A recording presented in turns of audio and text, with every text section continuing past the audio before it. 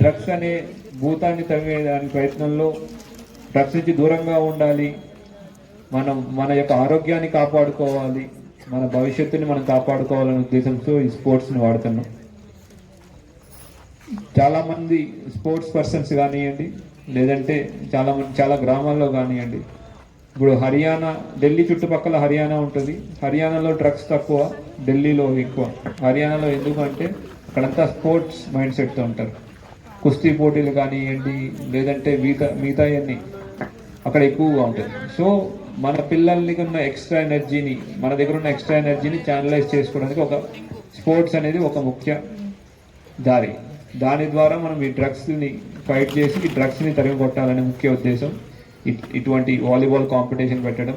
దీని నినాదమే అవుతుంది, say no to drugs, say yes to sports. అంటే డ్రగ్స్ వద్దు, స్పోర్ట్సే ముద్దు అనే కాన్సెప్ట్లో పెట్టాం. క్రీడల్లో అందరం కలిసి ఆడతాం, అందరం ఒకరినొకరు సహాయం చేసుకుంటాం. ఇవన్నీ టీమ్ స్పోర్ట్స్.